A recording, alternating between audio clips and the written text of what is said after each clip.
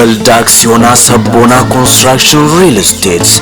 Woldaan kun hojiiwwan misoomaa fi guddina biyya ceesisuuf kan hojjetu yoo ta'u, hojiiwwan ijaarsa manneen jireenyaa fi daldalaa, dhiyeessii meeshaalee qonnaa ammayyaawaa, agiroo industirii fi warshaalee jimlaa fi qinxaaboo, hojiiwwan suphaa meeshaalee hoteelaa fi riil isteetii, hojiilee ala ergii fi alaa galchuu, hojiiwwan mukaa fi sibiilaa, akkasumas hojii fuullee irratti bobba'uun bobboca mimmiidhagoo garaagaraan hojjechuu, hojiilee maanufakcharingiin bu'aalee bunaa fi midhaan zayitaa irratti hojjechuun gatii madaalawaan gabaa biyya keessaaf alaatiif dhiyeessuu, bu'aalee looniif galteewwan isaanii haala qulqullina qabuuf sadarkaa isaa eeggateen gabaa biyya keessaaf kan alaatiif dhiyeessuu, meeshaalee geejjibaaf elektirikaa akkasumas ujummoolee adda addaas dhiyeessuu, kallattii bu'uuraalee misoomaatiin buufataalee fayyaa ijaaruu, manneen barnootaa ijaaruu, tajaajila bishaan dhugaatii irratti hojjechuu,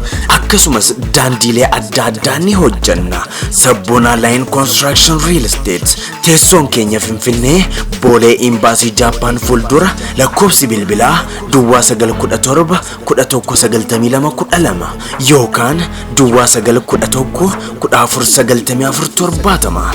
Teessoon keenya magaalaa Jimmaa ammoo Markaatoo Gamoo Saat darbii lammaffaa, lakkoofsi bilbila keenya Duwwaa 47 211 3637 yookaan Duwwaa 47 21 13 36 38.